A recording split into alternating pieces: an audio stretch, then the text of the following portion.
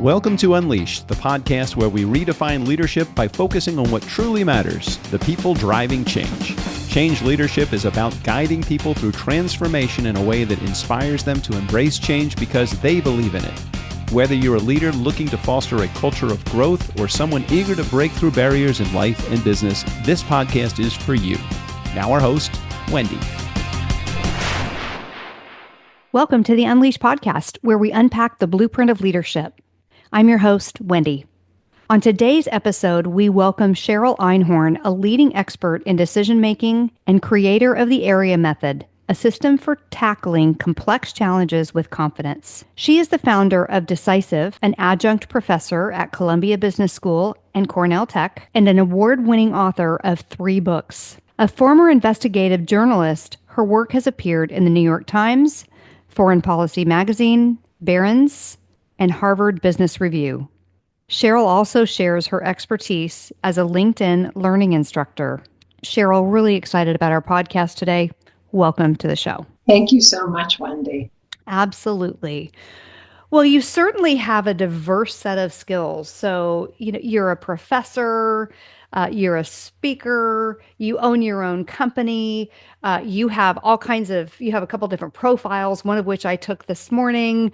So give us a day in the life of Cheryl, because I'm still trying to figure out, what does that look like? What is it that you do? Oh, well, thank you. It's a very lucky day. The day has many different components to it.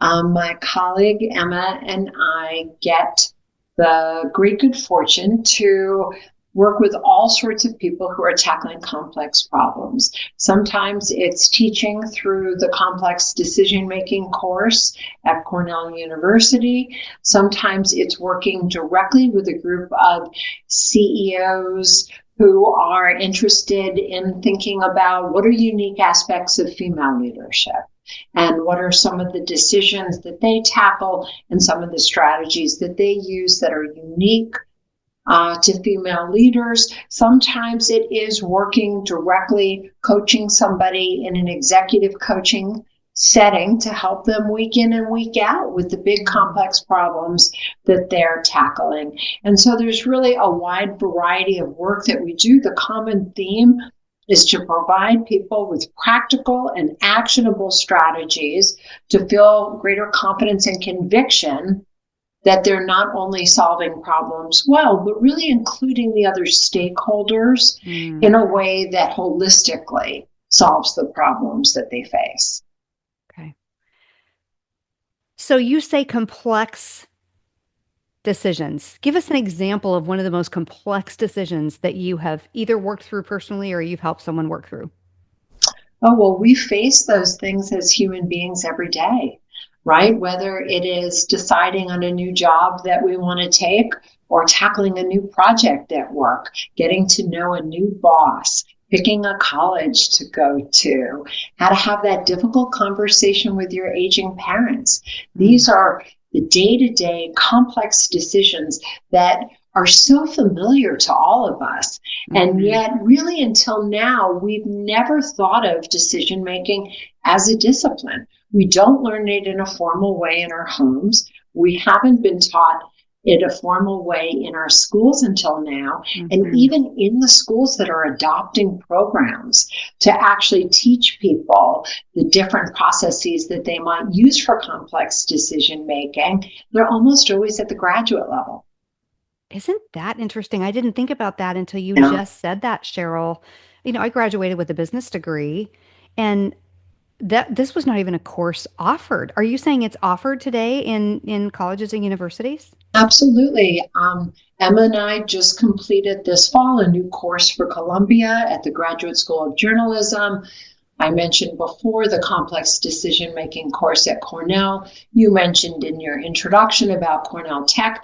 That's the technology campus at Cornell. We teach a course there on how to be the chief decider, right? You're launching a business for the first time. Many of them are trying to commercialize what they did in their PhD research, but they've never run a business before. So now there's many different ways that schools are trying to think about how to bring this essential foundational skill to our well-being into different types of classrooms. That is so exciting. I wonder how many of our leaders who are running companies today who are having an aha that they have never actually been taught this critical decision-making skill set. And it is critical. I think most of us, I know how I learned, if I'm thinking back, it's trial and error. I make a bad decision and so I go, yeah, that wasn't so great. So I don't do that again. And yet I would think that this would save us from that trial and error learning on the job and being really proactive to make better decisions from the very beginning. I think what you're saying is very true. The other thing I would say is sometimes the success that we've had in one area, we assume that we can try that same process and we should also have success. But since every situation is different, and as you and I were talking about earlier, you start at one level in an organization and hopefully you continue to move up the ladder. But each time you move up the ladder, there's actually new skills that you want to be combining, thinking about how to use, and probably you want to have a different approach to the way that you've done it because the situation that you're in is probably itself more complicated. Right, absolutely. And different people in different situations. And what Cheryl was referring to, it was a conversation we had before I hit record. And I should have just hit record at the very beginning. And my podcast producer says, make sure you do that because those conversations before you hit record are rich. So we were talking about how my background is a lot of it has been in retail and doing management training and sales training for retailers. And in the consulting process, it's interesting because I watched how people get promoted oftentimes through retail, and I'm learning that it's true in other organizations. And oftentimes the best salespeople are the ones that are promoted into management. And we all know that the best managers aren't always the best salespeople. And what starts to happen is just through futility is now the manager hasn't been really trained how to manage. They're still the top salesperson. They're still doing everything. Well, then they're promoted. And all of a sudden we have this group of leaders that have a skill set where it's trial and error versus what you just said, Cheryl, that I think is so powerful and what many companies are doing today, which is what is that leadership skill set? And decision making is a critical component of that. Right. Everything comes out of the decision making, right? Because that's how we get into action. Yeah. Well, let's talk, Cheryl, about how you got here. So I listened to your TEDx and it's phenomenal. And to our listeners, if you have not heard Cheryl's TEDx, get on today, listen to it. It's called When Your Inner Voice Lies to You. And you share a story, a moment in time that changed your life forever. And it seems like this was kind of the catalyst for you getting into this line of work. So unpack this story for us. Sure, thank you. So my background is actually in investigative journalism, and I had the good fortune to work for the business magazine Barron's for over 10 years. I was an editor and a columnist there, and I ended up specializing in what you might call the bearish company stories. These are stories that take a skeptical look at a company's finances or at their strategy. And when the stories came out, there was often a very outsized response because they were about publicly traded companies. Sometimes the stock exchanges would have to halt the shares from trading because there was so much activity in them. About half a dozen companies went out of business when I raised skeptical questions that asked about how they were operating. For one company, a CEO ended up being sentenced to 10 years in jail after one of the series of investigative articles. And so I just... Wait, that's a lot of pressure, Cheryl. It's an awful lot of pressure. And although journalism does celebrate truth to power, I just started to think about there's people behind all of these stories. It's not just somebody's investment in the stock market. It might actually be their ability to get up and go to work in the morning. Or for one company, which was actually one of the largest makers of diabetic test kits, when I raised questions about their operations, well, that is a device that many people use many times a day as a measure of their basic health. And so I just started to think about, how do I know that I'm telling stories that are true, stories that should be told? And how do I know that I'm checking and challenging some of my own assumptions and judgments, as well as the incentives and the motives of the people who were willing to talk to me on the record for the stories that I was working on? And that's really when I started to think about, is there a decision-making system that thinks about these mental mistakes, what we now call cognitive biases, these well-worn pathways? And there wasn't. And so I just thought, with my background in research, maybe I could put together a system to actually uniquely control for and counter these cognitive biases, and really think about prying open cognitive space to allow for new information and insight. And that's really how I started to get into decision making. It was just to do a more ethical job at work. And then over time, Columbia invited me to come teach a course about it, and companies or individuals started saying, here you have this system for decision making that helps us hold ourselves better accountable. And that's really how I started to make this change into doing more teaching, more training, and working with individuals and teams.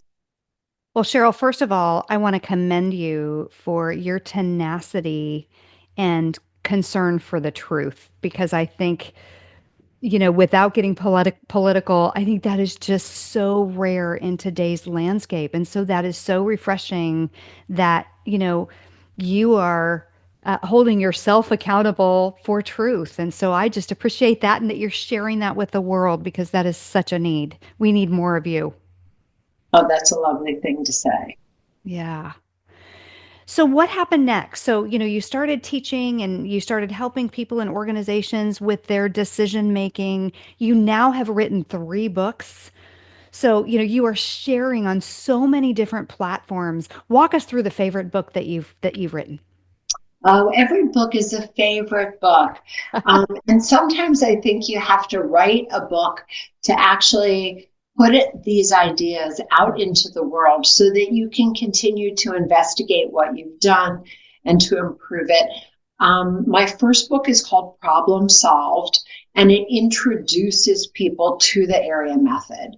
And it is meant to help people with both personal and professional high stakes decision making. And it doesn't really matter what kind of problem you bring to it. I've been continually so appreciative that it can help you almost no matter what you're solving. And the book goes through 4 different examples, 2 personal and 2 professional. So no matter what you're solving, you could see how you could apply it to a big decision that you have.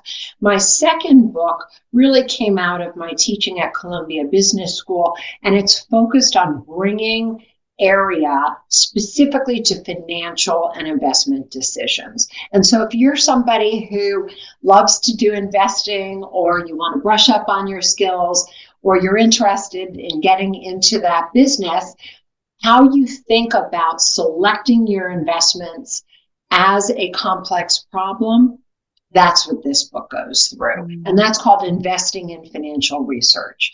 And then my third book, which came out in 2023, is called Problem Solver.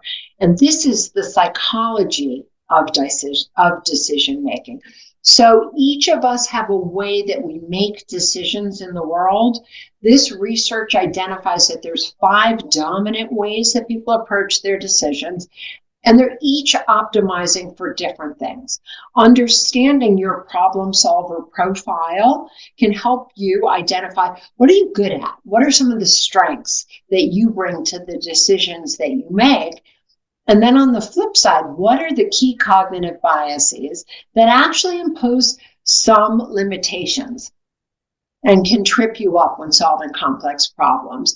And if you read Problem Solver and you learn about yourself first, I think it helps you to understand not only how and why you move in the world the way you do, but then you can use any knowledge system, such as the area method and my other books, with a greater understanding of why are certain parts of a research process more intuitive to you than others. It's because you have certain data preferences. And so I think it's very it's very validating to take my problem solver profile assessment, which anybody can do at app.areamethod.com, and they can gain some awareness about themselves and an appreciation for how and why they do what they do when they're making decisions.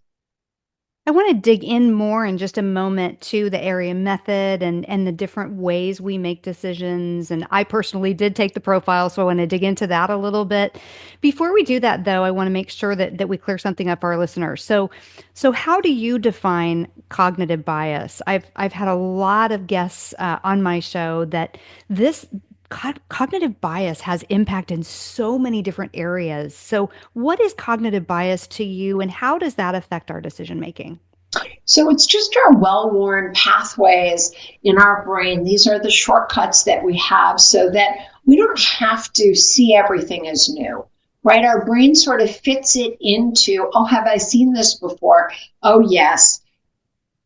And it initiates a certain thought process. So a couple of the very common cognitive biases are things like a confirmation bias, where, we tend to look for evidence that supports a favored hypothesis. It's not as good as looking for disconfirming evidence. You can have a lot of confirming evidence, but if you have one insurmountable hurdle, that hypothesis is going to fail. Or another very common cognitive bias that gets in our way of being objective or really seeing what's in front of us is a liking bias. So for instance, I meet you, we seem to get along really well. Maybe I give a greater confidence level to what you're saying because I like you. Well, there should also be a way for me to try to think more open-mindedly. Am I just going along with what Wendy's saying because I like Wendy? Or is there something in there that I may want to ask her a question about to really better understand and to see if I have a different kind of opinion? So these pathways, they help us move quickly, but they don't help us see expansively. And so when we're solving for a complex problem, really pressing up against these assumptions and judgments can help you have a better sense of due diligence for what you're doing. And also, as I was saying, to pry open that cognitive space for new information and insight. I love your definition of cognitive bias as you're saying, going through different examples. I really think that you should go into the dating realm and teach cognitive bias, and maybe I wouldn't have made some of the mistakes that I made with my confirmation bias specifically. Oh my goodness. Anyway, so how does cognitive bias then affect our decision making? Does it help us just not see the truth the way that it is? And can that be changed? Yeah, well, I think it can definitely be changed. It's not easy. Self-awareness in general is not easy, but there's a wonderful quote from the Talmud, which is, we see the world as we are, not as it is. That's very true, right? We're stuck in our own perspective, and our perspective is not somebody else's. I might think it's really important to make decisions based on facts and data, and you may say, well, that's missing out on the people. I think we should collect wisdom from others. And so you can just see that if we stay in our own worldview and we have a certain comfort zone, that is not necessarily the way to really have a fulsome understanding of the problems that we're solving. To do that, we actually really want to appreciate not only the intellectual diversity that is available from these 5 different problem solver profiles, but we want to bring that to the way that we collect information and the way that we assess it, so that we don't really overweight from what is most comfortable from the way we move in the world naturally. So let's dig into that. Cheryl, what are the 5 different ways that we make decisions? What are the 5 profiles? So I gave them all fun names because we think in language, and we've never had a lexicon until I introduced this work in Problem Solver. So they're the adventurer, the detective, the listener, the thinker, and the visionary. And they're each optimizing for different things. The adventurer is a very competent decision maker. She has a very strong internal gut, and she can easily identify the next step in making a decision. And a drawback of this, or a cognitive bias for the adventurer, is an optimism bias. Because she so easily can identify the next step, she can move into that. And if it goes awry, that's okay. She always knows that she's got the next decision ahead. So that's a little bit about the adventurer, a very valuable person to have by your side and in your circle who can help you clarify your thinking, because they can also describe why they think the next step is what it is. The detective, I'm a detective. We're people who really like to conduct research. When we investigate a problem, we want to go look for the data.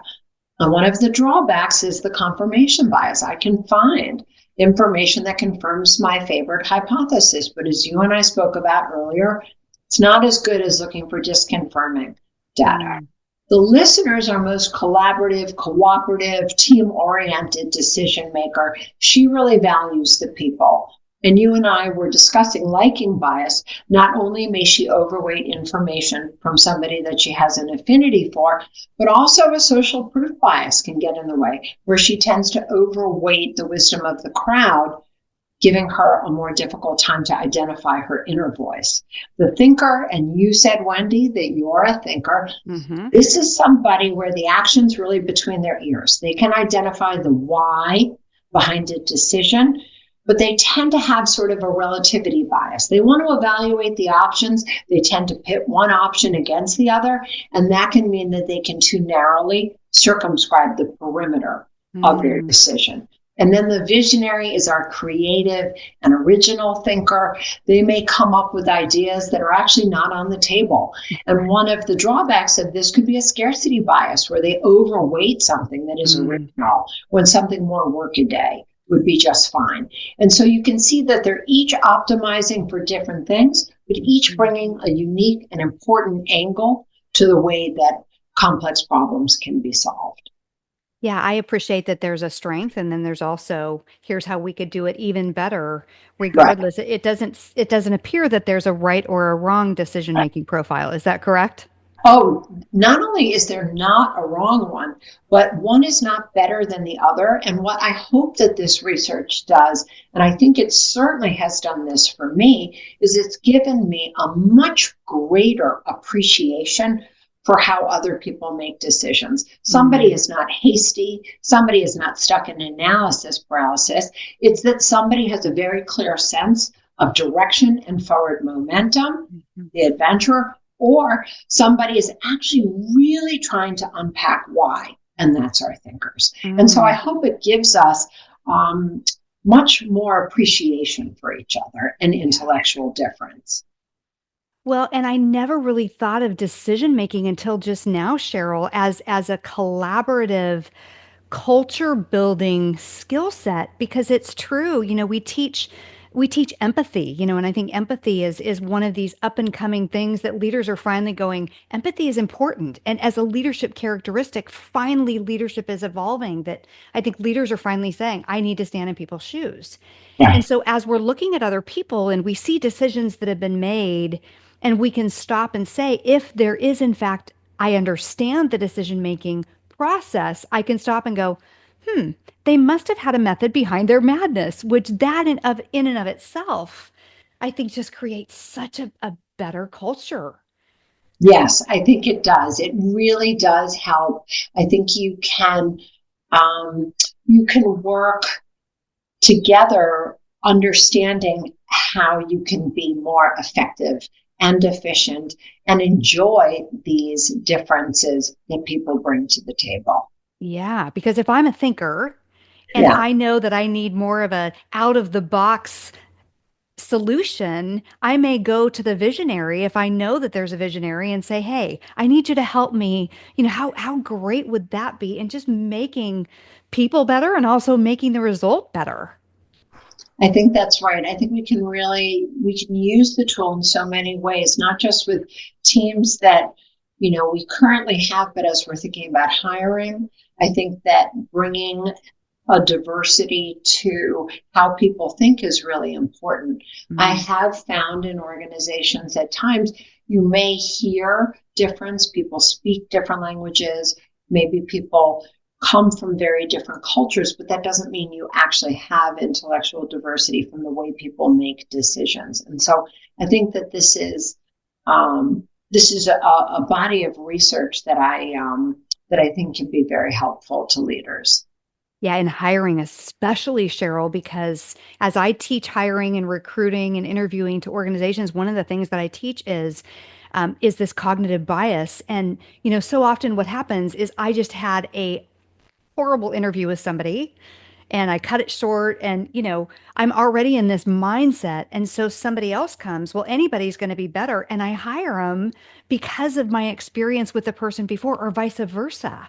And so to look at each individual separately and to really be intentional about clearing your mind before you even get into the next interview so that you don't let previous interviews or desperation, because I'm just not finding that person, not letting that weigh your decision. And if that isn't a crucial decision making situation, I don't know what is with where we are in the workforce. So, what a great application, Cheryl.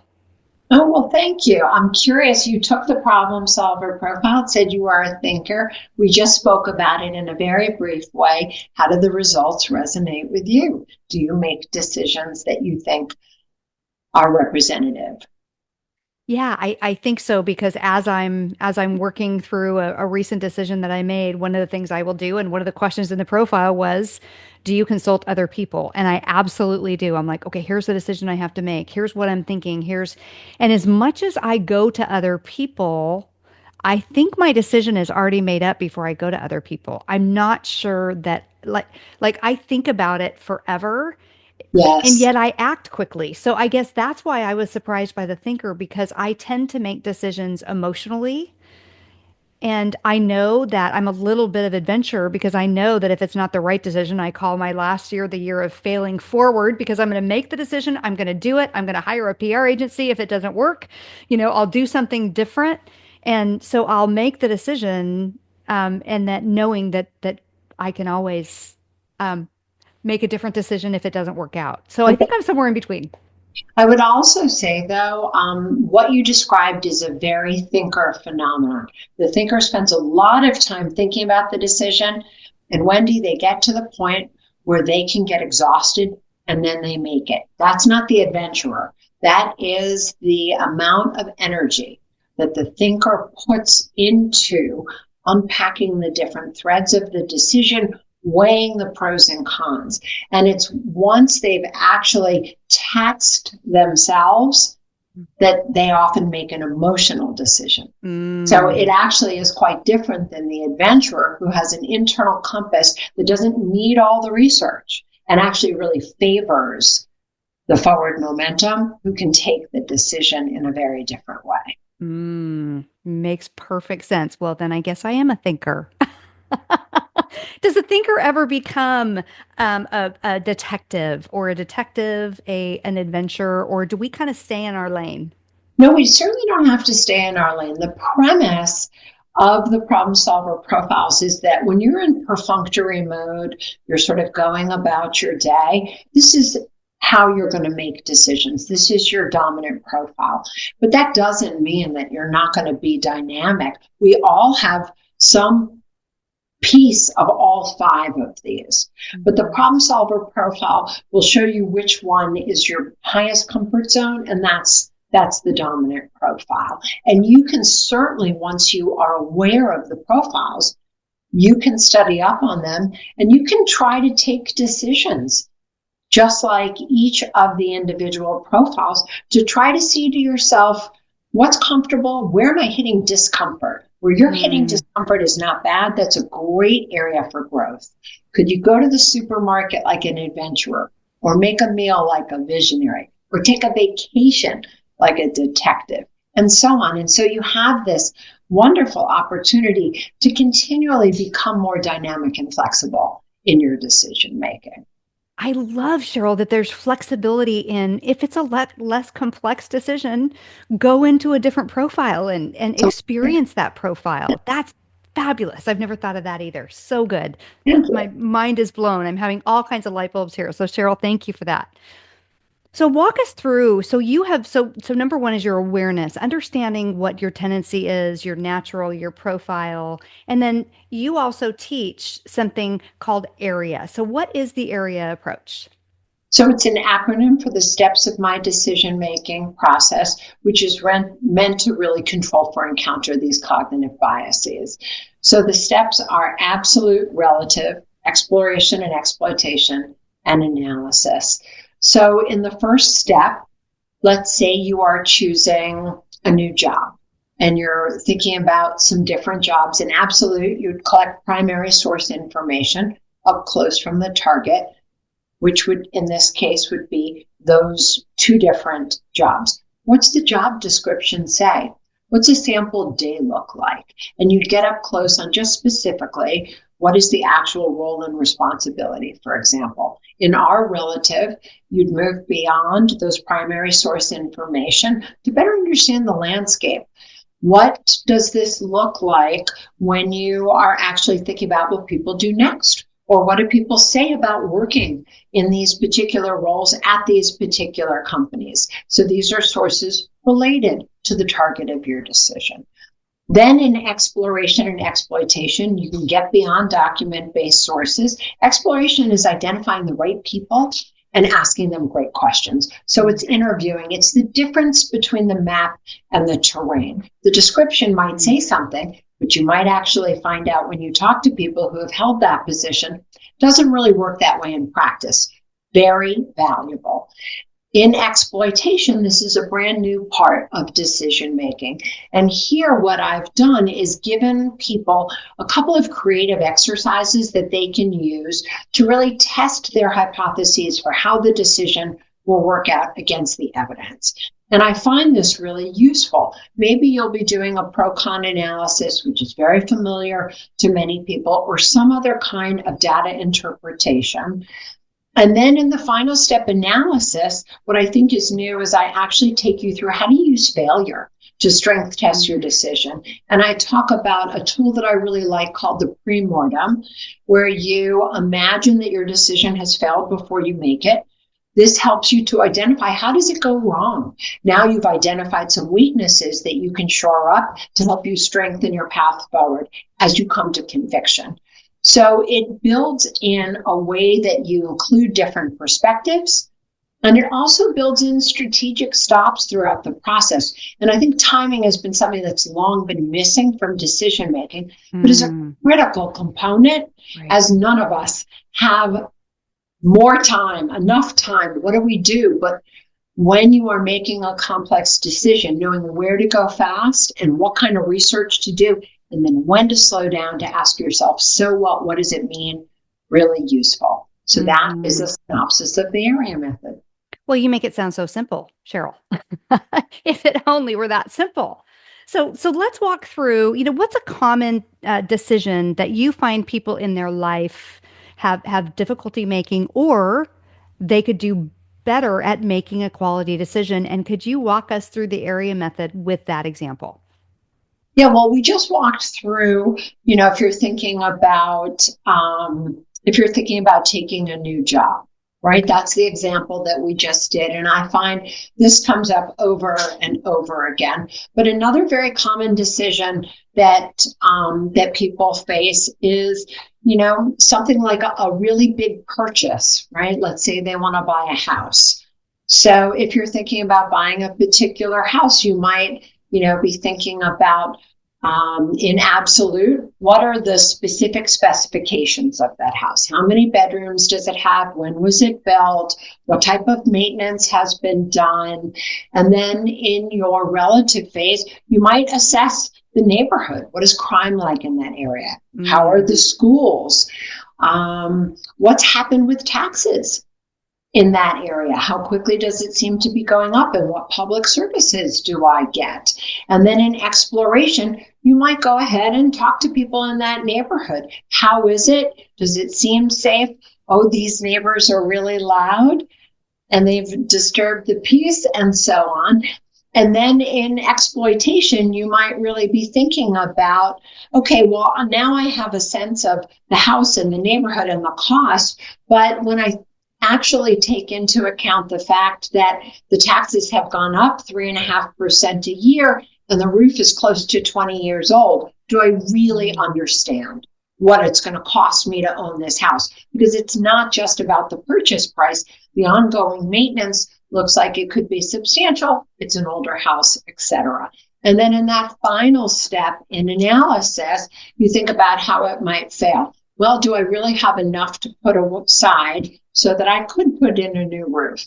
How much does a new roof cost if it looks like it's going to need that? Or if I move into this area and I recognize that my child is not going to be well suited for public school, how much are the private schools in the area? And so you could be thinking about how the decision could be going wrong. And you could say to yourself, I do think that I could maybe make this decision a little bit stronger by recognizing that the purchase price has really nothing to do with how high the ongoing maintenance is. Maybe I'll keep looking. Mm-hmm. So that's just another example of a way that somebody might use it for a very common decision. Yeah. So it sounds like, as you're describing it, we go from absolute, that is pretty objective, things that probably most people would look at anyway. I know I need 3 bedrooms. I know I want it to be a ranch. I know whatever those, those are the pretty objective criteria. And it sounds like as you continue to build to analysis, you're really getting more broad and more global. And maybe you're adding some emotion to it as well as you continue to open up that decision-making process. Would you say that's true? I think what you're actually doing is you're moving through different perspectives. You're moving, right, from up close on the target is one perspective. Then the ecosystem relative is a second perspective. And actually talking to people is a third perspective. Then data interpretation and analysis. It's a fourth perspective. And then this idea of strength testing and bringing it all together by using failure. I do think that also encompasses in it not only a way to recognize emotion, but also to be able to think about what are the different pieces of evidence and how could you see them in a different light by moving through the different perspectives. Oh, so you're taking evidence, you're taking perspective. And then as you say, now I start to see the map versus the terrain. Right. And that's how you start to weigh those two things. Well, it actually just shows you, something may say that it's 10 miles away, but it could be 30 minutes. Right? So actually understanding the difference between the map and the terrain is really important. What things look like and how they actually perform is certainly something that's going to impact your decision. So if you are looking at a job and it looks really interesting, but when you get into exploration, you find out that, the last 3 people that held those positions got a new boss every year. That's a lot of uncertainty to be dealing, right? And you're not going to get that from a job description. You're also not going to get that by sort of understanding where people go next or how good a company that is to work for. And so each of these perspectives is going to show you something that you might not have seen. Right. So I want to get into, I'm going to change directions just a little bit. And I want to ask you about AI. I don't think there's a podcast I do where we don't talk about AI. I mean, it's just becoming this, just almost a way of life. And I don't know about you. I think I use AI multiple times a day. And so the more AI becomes a way of life, how do you think that is going to change our decision-making process? Do we think that this human intuition still has a place in high-stakes leadership? Yeah, so I recently created a course for LinkedIn on artificial intelligence and decision-making, and I'm actually working on a book about the same topic. So, I think that AI is very important. And I think we're all going to be using it more and more. And as you know, probably we're already using it without necessarily interfacing with it when we use Netflix or Spotify or some of these other types of AI engines that make suggestions for us that we find so useful. But I think in decision making, it's a very nice way for you to lead the tool and have it support you where it just outperforms us. It is great at helping with brainstorming. It is great with collecting more information and more quickly than we can. It is terrific for conducting different types of analyses. But I think it's a call to action for all of us to think about training and learning and upskilling in decision making so that we can really harness the power that AI has. So AI maybe could help in the exploration stage? In the exploration phase, you're generally talking to people. So you can talk to a machine, but I think that exploration is about human contact. It's about learning the things that a machine or a document can't tell you because it won't necessarily know. When you want to understand how the actual job description works on a day-to-day basis, AI can certainly share with you what it has in its knowledge. But when you actually talk to a person about what that day looks like as an average day, you're going to get a different answer. And that's an answer that's going to speak to what the experience is like at a more personal level. Okay. So you have used all of this in your career, and really where this has morphed is from you being, as we talked about at the very beginning, being an investigative journalist. And so I bet you saw some things being an investigative journalist, like some things. Like you uncovered some things that were just crazy. What's the craziest thing that you've uncovered?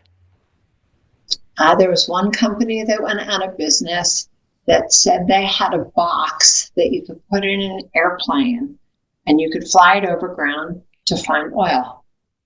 Not so much. Maybe Or someday. maybe. Maybe someday. Maybe with AI, but not at that time. So, you clearly, Cheryl, are the expert in decision making and you share that expertise with the world. And I'm just curious for fun, has there ever been a time where you've ignored your own methodology and what was the fallout?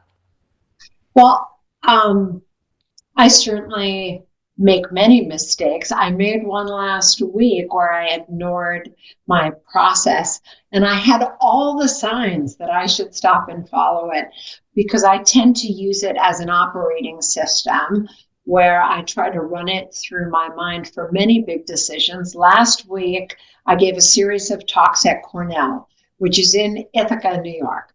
And I looked up the weather and it said that on the morning that I was going to drive, that there was going to be a snowstorm. There's been many years where I have not had to drive in a big snowstorm. And I talked to my family about this and I talked to my colleague Emma and they said, well, why don't you go the day before? But I didn't want to do that.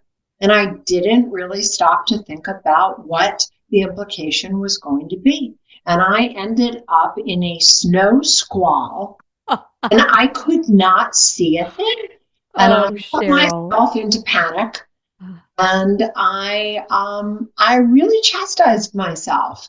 There were plenty of opportunities for me to actually just take a pause and run through the steps and to think about what it might be like if I really get caught in a terrible snowstorm and how I would navigate that, because there are parts of this drive where there's no internet service and you are not near an exit for long stretches of time. And that was exactly where I ran into the snow squall. So that's an example from last week. What a great example. And, I appreciate that so much, Cheryl, for a lot of reasons.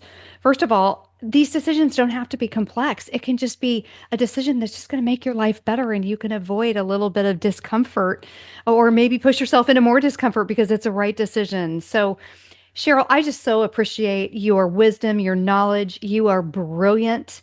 And so I appreciate that you've taken your learnings and you have made this into a decision-making methodology that you are helping people get better at making good decisions.